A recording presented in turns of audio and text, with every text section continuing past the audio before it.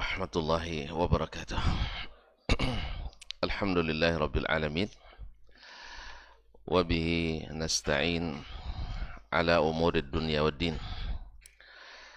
Thumma assalatu wassalamu ala ashrafil anbiya'i wal mursalin nabiyyina wa habibina Muhammadin wa ala alihi tayyibin wa azwaji tahirati ummahatil mu'minin wa ashabihi sadatil muttaqin والتابعين لهم بإحسان إلى يوم يمتاز في أصحاب الشمال عن أصحاب اليمين. أما بعد فأوصي نفسي وإياكم أيها الإخوة المسلمون والأخوات المسلمات بتقوى الله عز وجل رب الأرض والسماوات، فإنه قد فاز المتقون. يا أيها الذين آمنوا اتقوا الله حق تقاته ولا تموتن إلا وأنتم مسلمون. Bapak dan ibu-ibu, saudara-saudara dan saudari jemaah salat subuh di Masjid At-Taqwa Indah Sakinah wal Mawaddah,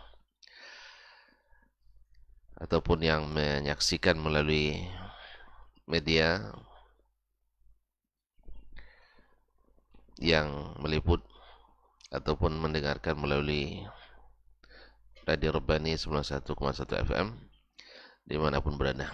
Alhamdulillah, dengan izin Allah Subhanahu wa ta'ala, kita pagi ini atau di subuh ini diizinkannya sama-sama hadir di rumahnya ini, menjadi tamu di tempat yang disucikan, di masjid.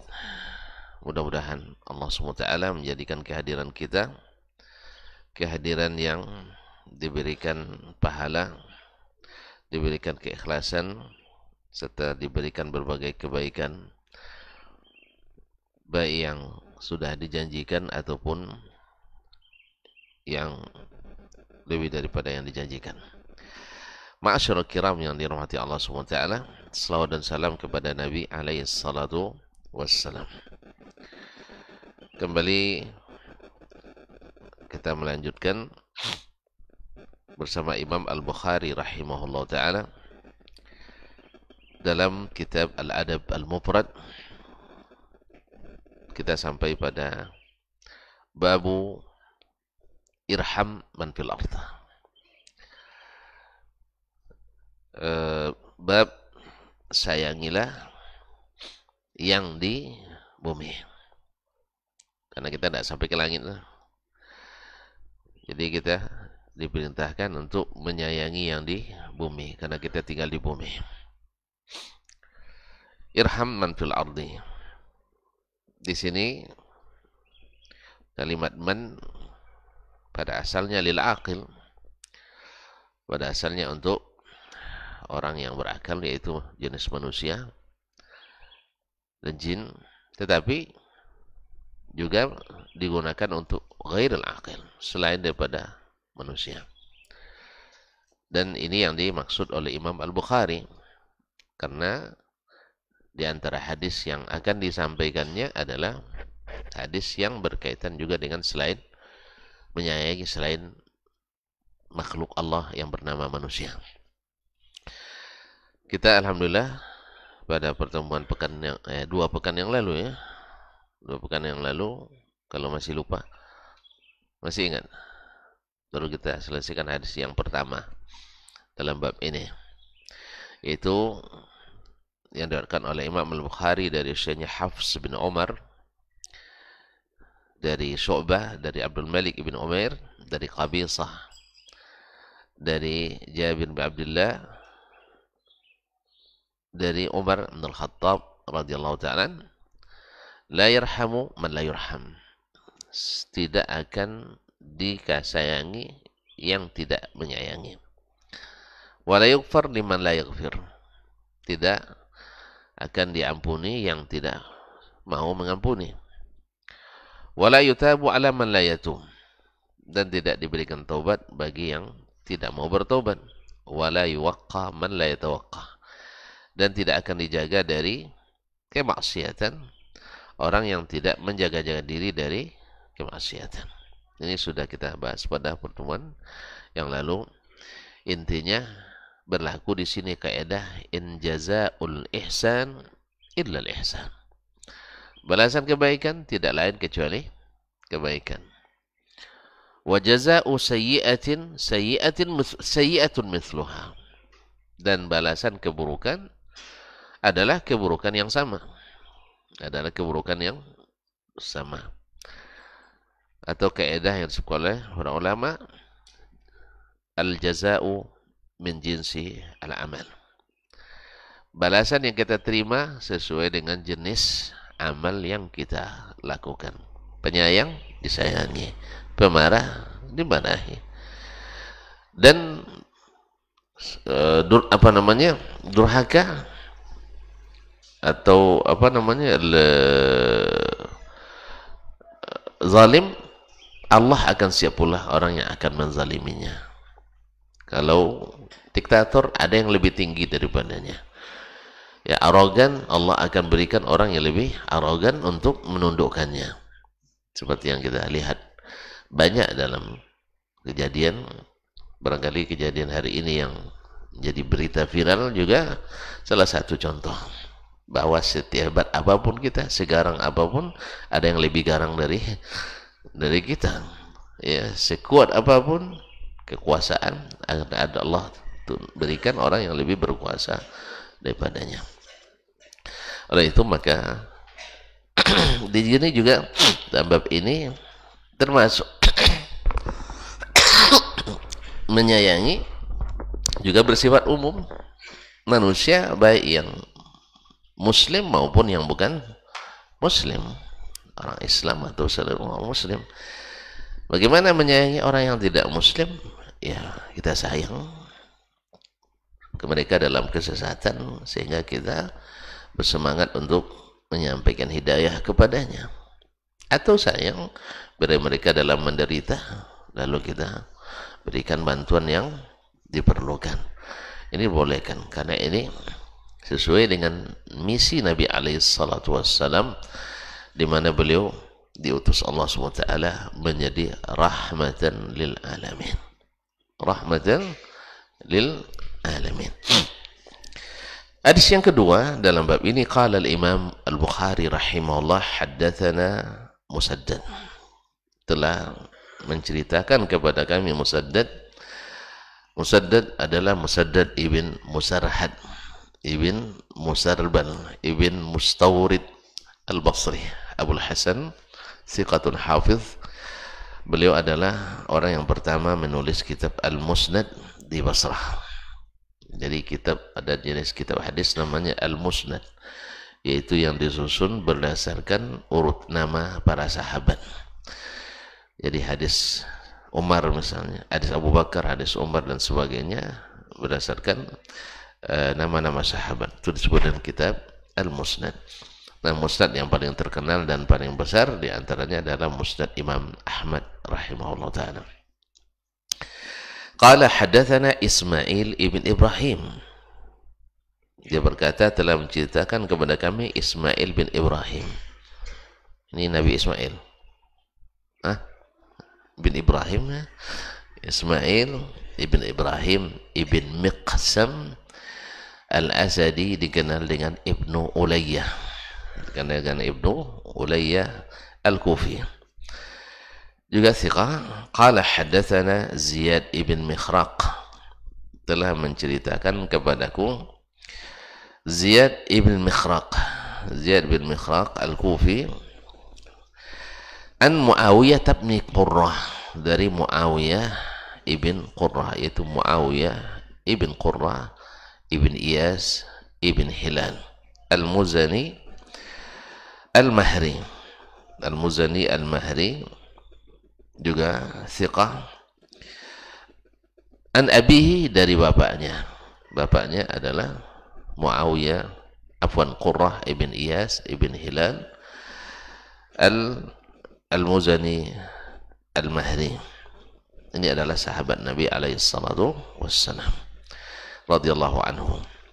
Qala, dia berkata, qala rajulun, berkata seorang laki-laki, yakni di kalangan sahabat radhiyallahu anhum, ya Rasulullah sallallahu alaihi wasallam, wahai Rasulullah sallallahu alaihi wasallam, inni la azbahu syata fa arhamuha. Saya mau menyembelih kambing tapi saya sayang kepadanya. Jadi ada rasa kasihannya. Kadang-kadang kan sayang dengan tegas bercampur. Sayang dengan tegas bercampur. Sekarang kan kambing ya memang Allah ciptakan untuk untuk dikusuk-kusuk saja gitu ya. Untuk dimanja-manjain tidak. Memang dibesar-besarkan, gemuklah kamu ya. Dah licin, dah bagus, dah indah. Habis itu disembelih memang itu. Disembelih. Ya Ustaz, tidak ada orang kambing untuk dipelihara untuk jadi perhiasan rumah tidak. Tapi kambing adalah memang untuk dimakan. Itu sudah merupakan sunnatullah dan itu halal. Nah, kalau bukan karena Allah halal kita nyembelih, tidak boleh kita sembelih itu. Makanya manusia boleh sembelih? Hah? Boleh? Tidak, karena tidak halal. Tidak boleh. Walaupun badannya gemuk, banyak dagingnya, tidak boleh. Tidak bisa dikorbankan. Ya, atau mungkin tidak berguna lagi, juga tidak boleh. Karena apa? Allah haramkan. Tapi kalau yang namanya hewan, ya seperti kambing dan sebagainya, memang untuk itu. Cuman di saat menyembelih itu ada rasa sayang kita, ada rasa sayang itu. Sampai-sampai orang buat apa, semacam apa namanya itu, meme ya, dibuatnya ikan, diambil dari tempat dari lama air baskomnya itu, mau disembelih dia nangis ikan itu, tidak jadi disembelih. Pandai juga orang ini, nangis kayak bayi dia. Allah Ustaz. Kaum muslimin dan musliman. Jadi kata sahabat ini, saya nak nyembelih kambing tapi saya kasihan. Tapi apakah kasihan ini membuat kita tak akan menyembelih? Sayang memang. Sayang. Sama juga di saat kita seorang anak manusia membuat suatu kesalahan, yaitu misalnya perbuatan menghilangkan nyawa orang, baik berencana atau tidak berencana. Kalau di kita kan dibedakan berencana dengan tidak berencana. Ini berencana atau tidak, menghilangkan nyawa orang, konsekuensinya dihilangkan pula nyawa kita, qisas. Kecuali ada harapan dimaafkan oleh ahli waris, dimaafkan oleh wali waris. Walaupun satu orang yang memaafkan dari 100 orang, misalnya ahli warisnya ada 100, yang memaafkan satu, dah gugur hak qisas semuanya. Masya Allah, tabarakallah. Saya masih ingat waktu di Madinah pernah menangani kasus seorang TKW kita membunuh majikannya dengan darah dingin, bukan darah panas, darah dingin. Apa maksud darah dingin itu? Artinya tidak ada menyesalnya sedikit pun. Nampaknya ya, baik ketika saya bertemu di Kejaksaan Tinggi waktu itu, interogasi sebelum untuk mengambil BAP ini kan, maupun sampai di pengadilan. Saya juga hadir juga di pengadilan waktu sidang. Tidak ada menyesalnya, betul-betul dingin darahnya. Padahal yang dibunuh itu punya anak yang masih bayi.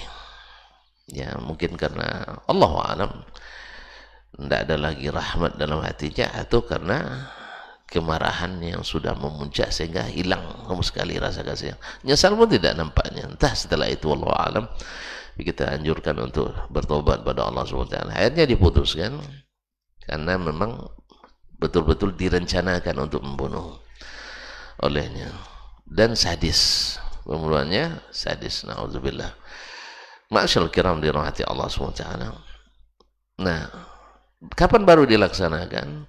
Tunggu anak yang masih bayi ini mencapai umur balik. Setelah dia balik nanti baru ditanya dimaafkan atau tidak. Dimaafkan atau tidak. Jadi tidak otomatis langsung dieksekusi, tidak. Jadi masih ada waris yang belum bisa ditanya sekarang. Oleh sebab itu kaum muslimin dan muslimat dirahmati Allah, qisas itu bukan masalah mudah, masalahnya masalah berat. Masalah berat. Jadi tidak, keputusannya tidak otomatis langsung otomatis eksekusi, tidak. Semuanya, bahkan dari pengalaman yang kami hadapi, hakim pun mengarahkan untuk dimaafkan.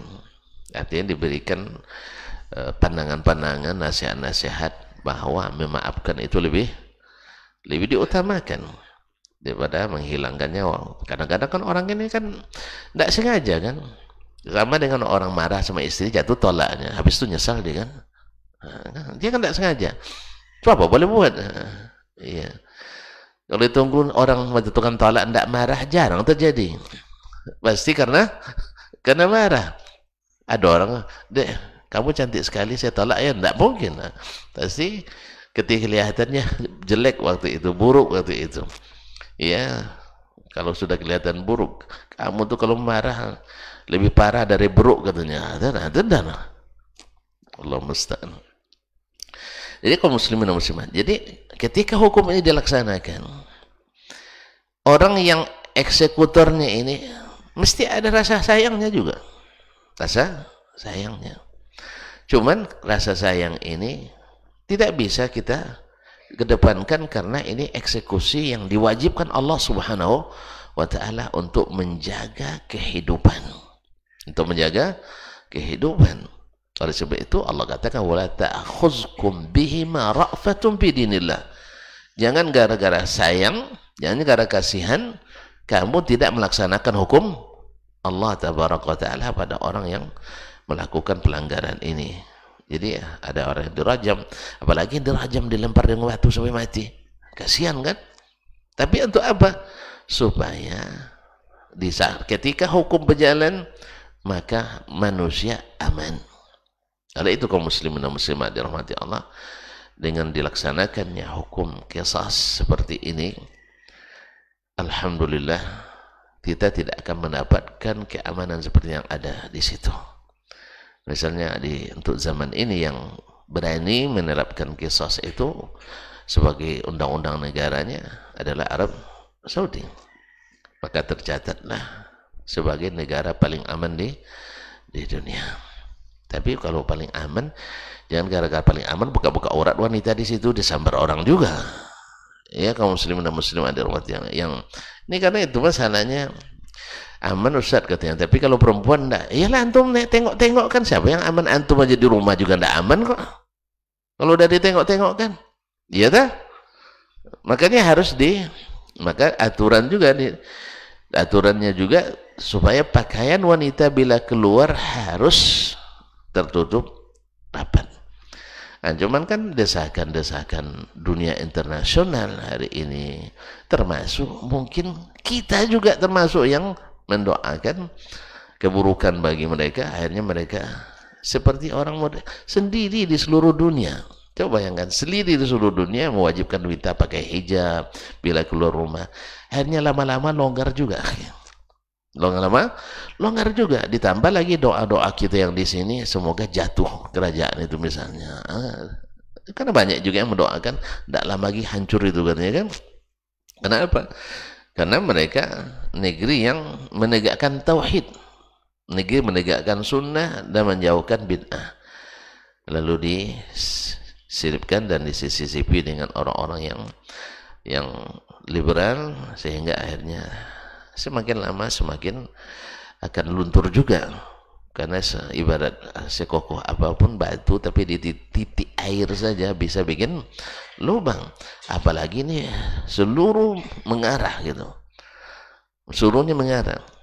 Coba lihat contoh konkret saja ketika Irak menyerang Kuwait tahun 91, lupa ya, nah 91. Ya, Raja Fahd menelpon, mentelegram 29 pimpinan negara Islam untuk minta solusi dan bantuan. Alhamdulillah tak satu pun berani. Tak satu pun berani. Karena mereka takut sama paman Sam. Karena memang konsepnya di belakang tuh Pak paman Sam memang. Ya, mereka takut semua. Oh, gimana tidak takut? Gimana tidak takut? Apa pun yang nanggung semuanya kan. Allah Ustaz. Akhirnya karena tidak ada lagi dan Amerika mendesak terus untuk memberikan bantuan, akhirnya terpaksa diterimalah uluran tangan paman Sam itu dengan sekutunya. Jadi apa boleh buat? Akhirnya terpaksa lah. Dengan kondisi seperti ini ulama mengeluarkan fatwa. Bukan dipaksa, memang kondisi terpaksa. Ya, di saat itu ya umat Islam tidak ada yang berani. Pakistan tidak berani, Indonesia juga tak maaf cu. Kalau ceniko tidak tolong lucunya. Lah bahas itulah lah. Kan dilawan to'acu sam tidak isah adanya. Ya lalu kata keneknya kau tidak menasi dan nak yatim dulunya kan. Allahumma. Jadi kaum muslimin dan muslimat di apalagi negara-negara Arab yang lain yang rata-rata sekuler pemimpinnya waktu itu sampailah dianglonya rasakan sama kamu.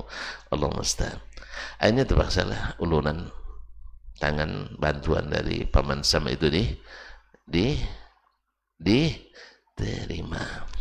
Kalau begitu menurut pepatah kita ketujuh ayam padi obah. Tahu tak? Tahu padi bila rebah ayam setuju sekali. Tak perlu lompat-lompat lagi, tinggal makan. Itu yang dicari-cari oleh Ocu atau paman Sam itu. Kaum muslimin dan muslimat. Nah, pelaksanaan hukum ini harus walaupun ada rasa kasihan. Sebab apa? Kalau mengatakan walakum fil qisasi hayatun ya ulil albab. Bagimu dalam melaksanakan qisas itu adalah menjamin kehidupan. Maka tercatat di dunia internasional negeri teraman di dunia.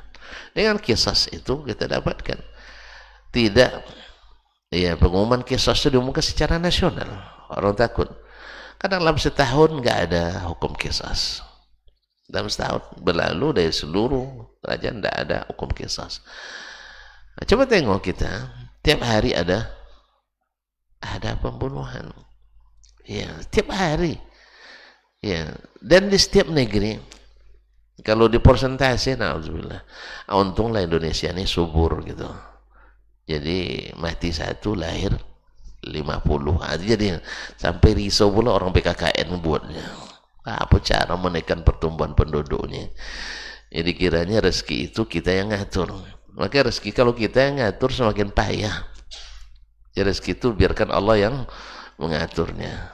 Makanya kaum muslimin dan muslimat, sejak saya balik-balik berakal, ya saya lihat kampanye pemilihan pemimpin kita selalu masalah ekonomi. Dan alhamdulillah saya tengok seluruhnya gagal mengurus ekonomi. Utang tambah banyak terus. Ya. Kalau menurut ekonomi dengan utang dan pandai jadi presidennya. Ya. Bayar utang ini untuk berutang lagi bayar utang, bunga berbunga, semua kata pandai itu. Tapi bagaimana supaya utang minus, kemudian sumber daya alam, sumber daya manusia ini maksimal dimanfaatkan. Tentu saja rumusnya dan jelas. Allah yang maha penguasa itu mengatakan walau anna ahlal qura amanu wattaqau. Iman dan takwa itu rumusnya itu aja. Makanya ketika kita diberi nikmat, bukan pesta maksiat yang kita lakukan. Ini tidak diberikan nikmat kemerdekaan, kebanyakan perayaannya berisi maksiat. Gimana nak berkah? Gimana nak berkah? Kebanyakan perayaan kemerdekaan yang merupakan berkat rahmat Allah yang Maha Esa, tetapi kita lumuri dengan berbagai kegiatan yang berdosa. Allah musta'an. Karena memang definisi kita syukuran itu bergembira. Padahal syukuran itu adalah ibadah. Definisi memang sudah jauh melenceng. Ya, Nabi diberikan kemerdekaan Fathu Makkah, beliau bersyukur dengan menambah ibadah, bukan dengan melakukan pesta-pesta dan sebagainya, apalagi diisi dengan maksiat. Oleh sebab itu, bagaimanapun secantik apapun program peningkatan ekonomi, insya Allah tidak akan diberikannya. Apa sebab? Syarat dan ketentuan berlaku. Syarat dan ketentuan berlaku. Oleh sebab itu, mohon maaf kalau saya tidak tertarik dengan kampanye ekonomi. Apa sebab? Apa sebab? Semuanya janji manis di bibir, tak ditepati. Nah, Allah musta'an. Tapi kalau ada yang menjanjikan, kalau saya jadi pemimpin, negeri ini menjadi negeri yang baldatun thayyibatun rabbun ghafur. Itu semangat saya, insyaallah taala. Ya, semangat. Kapan? Allahu a'lam. Kita lihat saja nanti. Nah, kembali ke sini kaum muslimin dan muslimat dirahmati Allah. Inni la arhamu syat, inni la azhabu syat wa arhamuha. Saya menyembelih kambing tapi sayang. Nah, sayang itulah yang membuat seseorang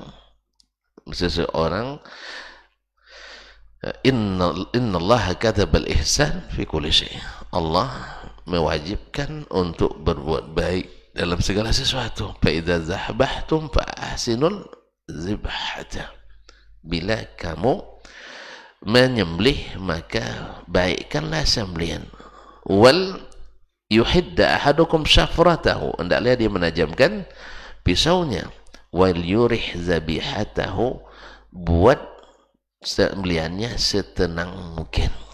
Buat setenang mungkin. Kalau pisau tajam, di saat disembelih tidak seperti pisau yang tumpul. Kemudian jangan diperlihatkan kepadanya yang sudah disembelih, maka dilindung. Kalau bisa darahnya saja jangan sampai terbahun gitu. Makanya kalau di tempat-tempat penyembelihan yang sempurna syarat-syarat syar'inya, itu darah itu sebelum disembelih yang lain disiram dulu semuanya. Dibuatkan, dialirkan airnya, disiram dulu, baru setelah itu baru disembelih yang lain lagi. Ya, karena saya tahu, karena pernah jadi supervisornya penyembelihan di Muaisim itu, tapi saya ikut sekali aja, tentu nak cari pengalaman gitu ya, cari pengalaman. Ternyata memang bersama jemaah haji lebih senang daripada bersama kambing-kambing. Itu catatan saya, karena biasanya saya musim haji tentu mendampingi jemaah, tapi bukan ikatan kerja, tidak. Kan beda ikatan kerja, kita tertumpu pada satu. Tapi kalau ikatannya ikatan dakwah, kita bisa kemana-mana. Bahkan kalau kerja di travel, di situ aja kita selamanya. Tapi kalau kami tidak, kami bebas karena memang tidak ada mencari bayaran gitu. Kadang-kadang kita harus mengeluarkan biaya banyak. Alhamdulillah. Jadi sekali itu saya kerja. Memantau dan jadi musyrif para penyembelih itu. Kalau tidak dia atur, mereka ingin seperti nyembelih sebanyak mungkin. Sebab apa? Bayarnya per kepala. Jadi secepat mungkin. Nah, itulah tugas kita untuk supaya tidak terjadi pelanggaran syar'i. Kita harus teliti dulu kambingnya sehat atau tidak, sortir atau tidak. Yang kedua, mereka nak turunkan sebanyak mungkin. Yang penting asal sudah sembelih, kadang belum mati lagi sudah dikulitinya. Nah, itulah yang harus kita pantau. Kadang digertak aja kita pakai pisau pula tuh. Orang mau dengan pisau gertak kita takut kan. Nah, disitulah perlunya kekuatan mental kita sih. Karena tidak mungkin mereka. Jadi kaum muslimin dan muslimat. Jadi hendaknya pisau ditajamkan dan korban itu atau hewan itu diamankan. Qala inni la arhamu syata an azabaha. Sayang pada kambing ketika sampai-sampai saya segan untuk menyembelihnya. Mungkin sebagian kita ada punya perasaan yang seperti ini, sehingga sampai saat ini belum pernah menyembelih. Saya lama tidak bisa nyembelih, Ustaz. Karena itu tadi kasihan tadi juga termasuk barangkali ya. Cuman ketika terpaksa tidak ada orang lagi, apa boleh buat? tak ada rotan, akar pun jadi. Rupanya enak juga, rupanya Bismillah ya Allah. Awal takut-takut, khawatir betul pertama mulai itu, jangan-jangan sapi nanti lari selepas disembelih. Dan ada dulu abang saya nyembelih ayam, pertama kali dia nyembelih ayam, terbang ayamnya. Lama pula nyarinya, itu baru ayam, apalagi sapi. Tapi alhamdulillah, Bismillah. Ya, secara teori udah lama dipelajari, tapi secara praktik baru kan. Jadi saya baru ikut nyembelih baru 2 tahun nih. Sebelumnya takut-takut gitu. Karena masih ada orang. Ketika tidak ada orang baru berani lagi. Allah musta'an. Nampaknya kita harus didorong-dorong ini. Harus didorong-dorong. Taib, qala wasyatu in, berkata Nabi sallallahu alaihi wasallam, wasyatu in rahimtaha rahimakallah. Maratin. Kata Nabi SAW, hatta kambing sekalipun, kalau kau sayangi, Allah sayang kepadamu. Oh, berarti sesuai dengan bab irham man fil ardi yarhamkum man fis sama. Sayanglah kepada yang di bumi, ternyata bukan hanya kepada manusia, tapi juga sampai kepada hewan sekalipun. Kalau kita penyayang kepada hewan, maka Allah pun sayang kepada kita. Oleh itu kaum muslimin dan muslimat yang mati Allah, Nabi SAW pernah masuk ke suatu kebun di Madinah, lalu datang onta kepadanya mengadu. Apa aduannya? Nabi kan paham dia, ngadu dia. Apa? Makan sedikit, kerja banyak. Nah, ini juga kepada para bos-bos ini, ya, para bos-bos, biarlah makan banyak, kerja kerja cukup gitu, bukan sedikit, kerja cukup. Enggak, kerja banyak, makan dikit. Jadi onta ini dipekerjakannya melebihi gizi yang diberikannya. Harusnya kita juga tambah air, tambah gula. Tapi kadang-kadang banyak pimpinan tidak suka dengan istilah ini. Tanya. Ya mohon maaf saja, sampai kita yang juga di bagian agama sekalipun banyak juga yang tidak suka dengan istilah ini. Tambah air, tambah gula. Artinya tambah kerja, tambah insentif. Nah, katanya tambah kerja, tambah ikhlas katanya. Ya gimana lagi? Kalau saya, bahasa saya, ketika kepada para pekerja, saya katakan tolong tambah ikhlas. Tapi kalau berbicara di tingkat pimpinan, membuat keputusan, bahasa saya lain. Tambah air, tambah gula. Kalau saya yang buat keputusan, ini prinsip yang saya pakai. Tambah kerja, tambah insentif. Kalau perlu saya tidak dapat, tidak ada masalah. Ya, kalau perlu saya tidak dapat. Jadi kaum muslimin dan muslimat dirahmati Allah, cuman banyak yang tidak suka dengan istilah ini. Sebab apa? Nanti anggaran banyak terkuras. Ya, itulah harusnya jadi pimpinan pandai bekerja keras. Karena pimpinan tuh mikirnya kesejahteraan, bukan kesejahteraan pribadi lagi. Karena kalau pribadi kan tidak pimpinan kita. Karena keputusan ada di tangan pimpinan. Kalau nak untuk pribadi, itulah para pekerja-pekerja.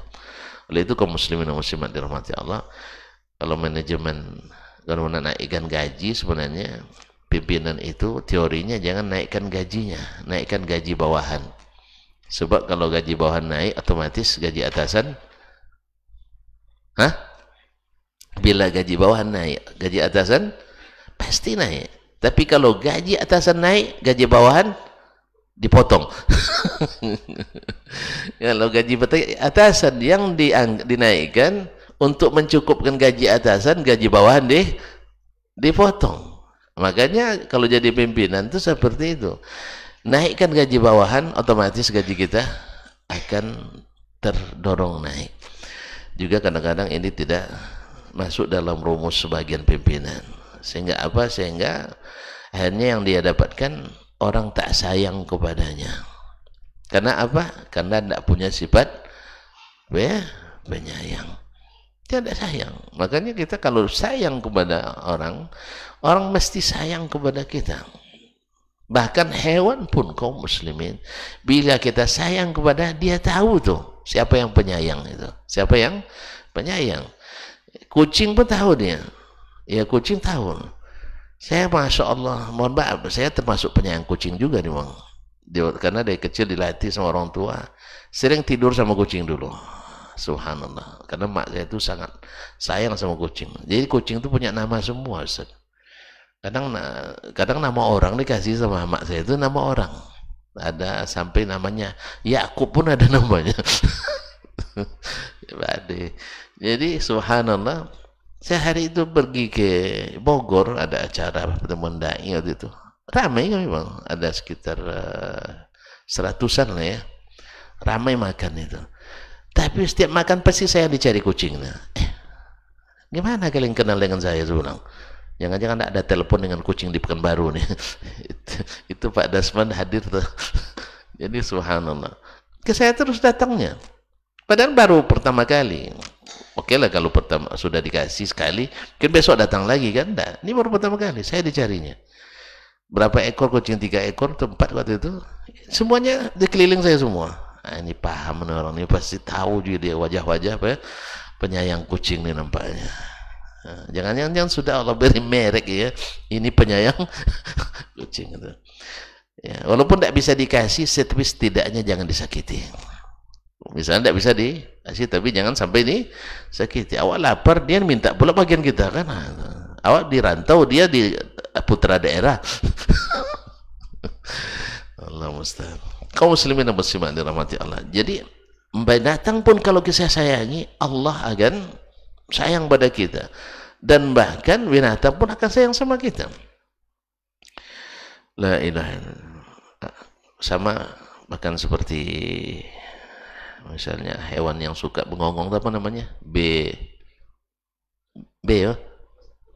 B1. B2 apa 1? Nah, oke lah, B1 ya. Nah, B1 saya tidak tahu. Kalau dia gonggong, kasih makan sekali aja besok. Insya Allah tidak digonggong lagi. Berani coba. Bawakan makanan, kasih dia. Tanya, kamu suka apa? Saya harus bawakan besok ya. Nah, dikasih. Insya Allah besok kita lewat, dia tahu tuh. Makanya ada buku ditulis oleh seorang ulama, Muhammad bin Abdullah bin Marzuban. Judul bukunya Fadlul Kilab ala kathirin mimman labisa thiyab. Keutamaan anjing dari sebagian orang yang pakai baju. Tahu orang yang pakai baju? Ya manusia. Nah, manusia.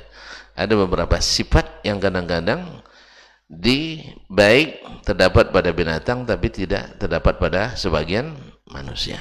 Allah musta'an. Baik, kita lanjutkan. Qala al-Imam Al-Bukhari rahimahullah hadatsana Adam, telah menyampaikan kepada kami Adam, yaitu Adam ibn Abi Iyas Abdurrahman Al-Asqalani. Adam bin Abi Iyas Al-Asqalani Al-Khurasani al-Asl. Ini termasuk guru Imam Al-Bukhari yang junior. Thiqatun abid. Qala haddatsana Syu'bah, telah menceritakan kepada kami Syu'bah, itu Syu'bah Ibn al-Hajjaj Al-Ataki Abu Bilsam Al-Basri, Amirul Mukminin bil hadis, yaitu yang pertama memeriksa hadis di Basrah. An Mansur, dari Mansur Ibn al-Mu'tamir At-Taimi qala sami'tu, juga thiqah, qala sami'tu Aba Uthman Maula al-Mughirah bin Syu'bah. Saya mendengar Abu Uthman Maula al-Mughirah bin Syu'bah. Ini bukan Abu Uthman An-Nahdi, bukan Abu Uthman An-Nahdi. Yaqul sami'tu Abu Hurairah, saya mendengar Abu Hurairah radhiyallahu ta'ala anhu yaqul, berkata, sami'tu an-Nabiy sallallahu alaihi wasallam as-sadiq al-masduq. Saya mendengar Nabi sallallahu alaihi wasallam as-sadiq al-masduq, yang benar dan dibenarkan. Abul Qasim sallallahu alaihi wasallam yaqul, dia berkata, bersabda, la tunza'ur rahmatu illa min syaqi. La tunza'ur rahmatu illa min syaqi. Tidak dicabut sifat penyayang kecuali dari orang yang syaqi. Syaqi itu kaum muslimin asli maknanya adalah orang yang merugi, orang yang menderita, orang yang tidak bahagia. Lawan daripada sa'id. Kalau dalam hadis Abdullah bin Mas'ud, yaitu tentang dituliskannya takdir kita, 4 yang Allah tuliskan, diantaranya adalah syaqiyun au sa'id. Syaqiyun ahli neraka, sa'id ahli surga. Jadi rahmat kalau sudah tidak ada, ini can masuk neraka. Sebab tidak ada kasih sayang. Di dunia adalah tempat bagi sayang. Kalau tidak diberikan, Allah tidak berikan dia kasih sayang untuk masuk surga. Karena rahmat itu dengannya kita berkasih sayang. Ketika kita berkasih sayang, Allah pun beri kita rahmat. Kalau kita tidak berkasih sayang, Allah tidak sayang pula. Kalau Allah tidak sayang, pasti kita tidak bahagia. Dan kalau tidak bahagia, masuk neraka. Oleh sebab itu, la yaslaha illal ashqa. Neraka itu tak masuk ke dalamnya kecuali orang-orang yang syaqi, orang yang paling menderita. Demikian juga di dunia, orang yang tidak penyayang pasti tidak nyaman. Tidak ada nyamannya orang tidak penyayang, tidak ada nyamannya. Ya, orang nak marah terus, gimana nak nyaman? Ya sih? Orang yang nak marah terus, orang yang nak menghabisi orang terus, mana nyamannya? Tidak ada siapa kasih sayang. Oleh itu kaum muslimin dan muslimat, maka tidak akan dicabut rahmat kecuali dari orang yang tidak beruntung, orang yang merugi. Ma'asyarul kiram dirahmati Allah SWT. Makanya orang-orang yang tagha, orang-orang yang yang keras, orang-orang yang melampaui batas, nanti Allah akan tundukkan pula untuk menghabisinya orang-orang yang lebih dahsyat daripadanya. Nasallallahu alaihi wa. Kemudian berkata Imam Al-Bukhari rahimahullah, haddatsana Musaddad, telah menyampaikan hadis ini kepada kami Musaddad ibn Musarhad ibn Musarbal ilmu Mustawrid Abul Hasan Al-Basri, yang disebutkan pada sanad sebelumnya adalah yang pertama menulis kitab Al-Musnad di Basrah, thiqatun hafiz. Qala haddatsana Yahya, telah menceritakan kepada kami Yahya. Yahya siapa nih? Yahya banyak, Yahya Ma'ali ada. Yahya ibn Sa'id ibn Barrukh. Abu Sa'id Al-Qattan Al-Masri adalah salah satu ulama besar hadis di zamannya. Qala an Ismail, dari Ismail. Ismail siapa lagi? Yang tadi Ismail bin Ibrahim, tidak. Ini lebih tinggi daripada yang tadi tabaqatnya. Itu Ismail ibn Abi Khalid Al-Ahmasi, thiqatun thabt. Qala akhbarani Qais, telah menceritakan kepada Qais, yaitu Qais ibn Hazim, juga thiqah. Qala akhbarani Jarir, telah menceritakan kepadaku Jarir, yaitu Jarir bin Abdullah Al-Bajali. Jarir bin Abdullah Al-Bajali, sahabat Nabi SAW, yang kisahnya dalam berkasih sayang kepada hamba Allah ya susah untuk diikuti kebanyakan manusia. Contoh, ketika dia membeli seekor kuda, dikirimnya pekerjanya atau maulanya untuk beli ke pasar kuda, lalu dibawa ke rumahnya COD. COD, apa COD? Yaitu bayar di tempat. Sampai di depan beliau, awalnya sudah sepakat itu 300 dirham. Lalu dia lihat, ini tidak patut 300 ini. Mau tidak saya beli 400? Tentu maulah penjualnya. Lalu ditengok lagi, tawar lagi, mau tidak 500? Sampai akhirnya dia naikkan harganya dari 300 sampai 800 dirham. Jadi tidak ada dalam kamus dia dapat durian runtuh, itu tidak ada. Ya, dia beli, baik orang terdesak tidak terdesak, beli dengan harga yang patut dan pantas. Orang tentu pada umumnya, dan itu boleh. Ya secara hukum fikih boleh. Ya, saya terdesak nih, HP ini harganya mungkin 200.000, tapi karena saya butuh, saya jual 100. Boleh enggak? Sah jual beli? Sah. Tak ada masalah. Nah, boleh saya jual. Atau tanah misalnya harga asli 100 juta. Cuman orang kan bayar 100 juta, orang kan tak mau. Mana orang nak beli tanah? Tapi kalau dikurangi jadi 70 juta, banyak yang berebut, saya kurangi. Karena hak saya. Walaupun saya, perlu uang, tapi jual ini kan tidak terpaksa. Tidak dipaksa saya menjualnya. Cuman saya terpaksa jual karena saya butuh. Maka secara syar'i boleh saja. Tapi yang punya hati-hati mulia seperti Jarir bin Abdullah, dia katakan enggak. Walaupun ditawarin 300, tapi pantasnya 800. Pernah antum beli kayak gitu? Hah? Beli plastik aja dulu. Berapa nih? 2.000. Mau enggak 5.000? Coba aja sekali-sekali gitu. Beli sayur di pasar itu. Kalau kita sampai 800 dirham mana berani kita Ustaznya. Beli mobil berapa nih? 120 juta. Mau enggak 200 juta? Mana ada kita? Hah? Asli, kalau enggak bisa di ini sayur-sayur aja lah coba dulu. Karena banyak nenek-nenek tua yang jualan itu, kasihan kan? Nah, misalnya berapa sayur, beli pakis misalnya, atau paku ya. Orang kita ini memang kuat-kuat. Sayurnya paku. Ya, goreng pisangnya batu. Minumnya pakai gula pasir. Hebat-hebat mana. Keras-keras makanannya. Jadi kaum muslimin dan muslimat dirahmati Allah, dibilangnya ini 3.000 nak katanya, 2.000, 5.000. Nah, bayarlah. Nah, sekali ini boleh tidak saya bayar 10.000? Bagi antum 10.000, 5.000 itu kan berapa lah? Ya enggak? Tapi bagi dia 5.000 itu luar biasa. Lama tuh menungnya itu. Lama tuh menungnya itu. Malaikat tadi yang beli sama saya tuh. Iya. Ya, kami juga pernah ngusilin nenek waktu itu di Danau Bengkuang kan. Beli durian bang, 1 peke. Tahu ke peke? Ketidiang. Tambah nak tahu gimana nih? Kombui. Ya gimana lagi ya? Apa bahasanya lagi yang sama? Hah? Keranjang. Keranjang. Keranjang yang dari bambu itu. Jadi berapa ini semua? Katanya 165.000 gitu ya, 165. Saya tetap bertahan, enggak 150 saya bilang. Enggak mau nenek itu kan, enggak mau dia 150. Akhirnya sepakat lah, biarlah kalau nenek 165, saya kasih 200.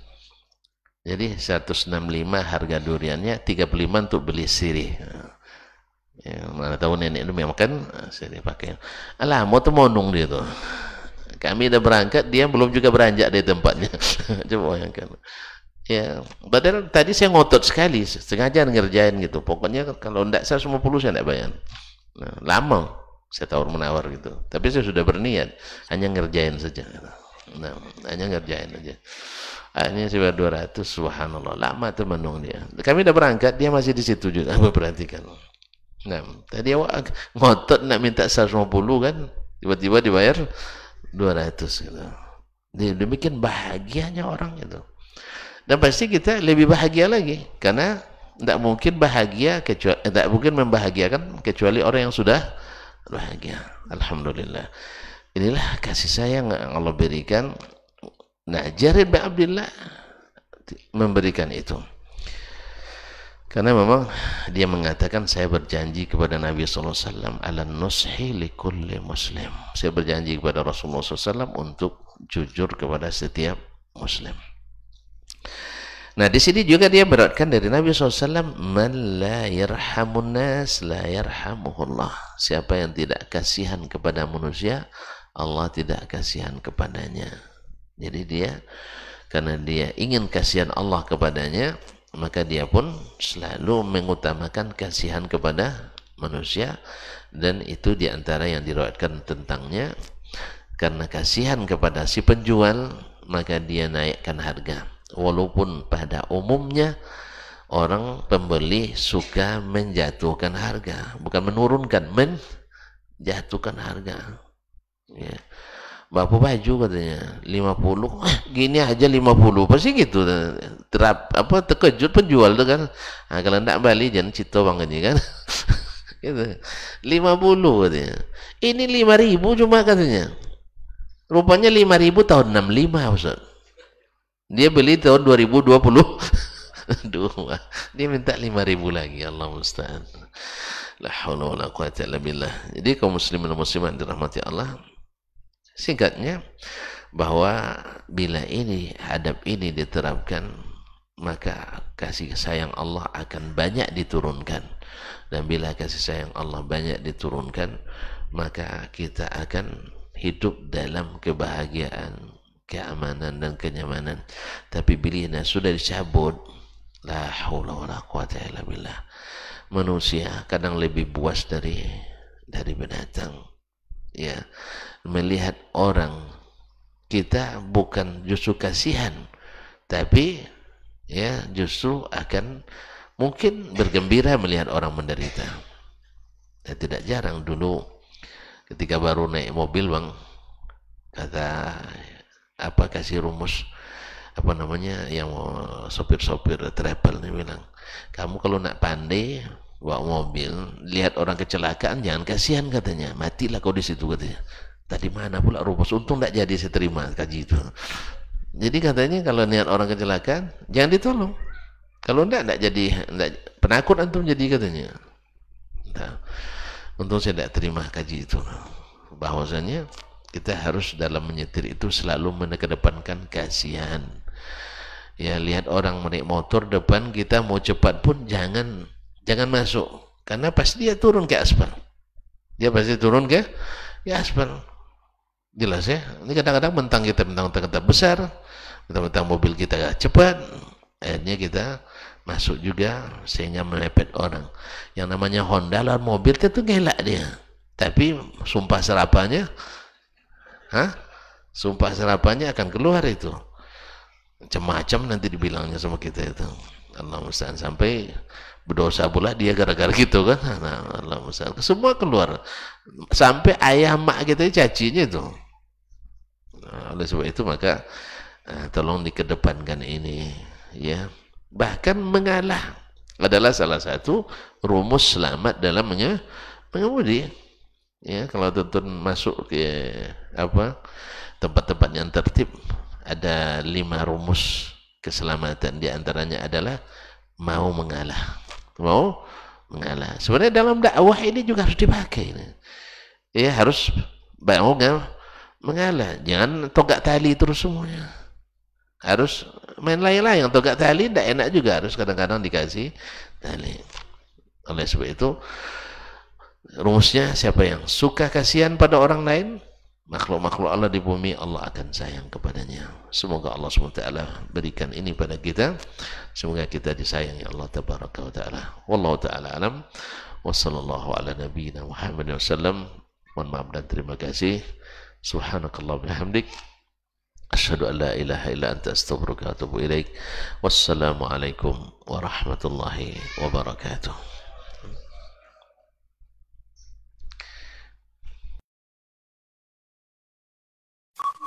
Dr. Dasman Yaya Ma'ali LCMA Hafizahullah, Dr. Helmi Basri LCMA Hafizahullah, Dr. Hidayatullah Ismail LCMA Hafizahullah. Majtama'a qawmun fi baitin min buyutillah yatluna kitab Allah wa yatadarasunahu fima bainahum illa nazalat alaihimus sakinah wa ghasyiyatuhumur rahmah wa haffat bihimul malaikah wa dzakarahumullahu fiman indah. Tidaklah suatu kaum duduk di salah satu rumah Allah membaca ayat-ayat Allah dan sama-sama mempelajarinya, kecuali turun kepada mereka as-sakinah, ketentraman dan kenyamanan. Wa ghasyiyatuhumur rahmah, dan mereka diliputi pula oleh rahmat, kasih sayang dari Allah Subhanahu wa taala. Wa haffat bihimul malaikah, dan mereka pun dikelilingi oleh para malaikat, karena malaikat suka majlis-majlis zikir dan ilmu. Wa dzakarahumullahu fiman indah, dan Allah akan banggakan sebut-sebut mereka di kalangan malaikat-malaikat yang ada di sisinya, di masyarakat atas. Mudah-mudahan kita termasuk yang sering disebut-sebut di sisi Allah di kalangan para malaikat, dan di akhir majelis ini mudah-mudahan kita pula mendapatkan seperti yang tersebut dalam hadis qudsi, qumu maghfuran lakum, silahkan berangkat meninggalkan majelis ini dalam keadaan diampuni dosa-dosa kalian.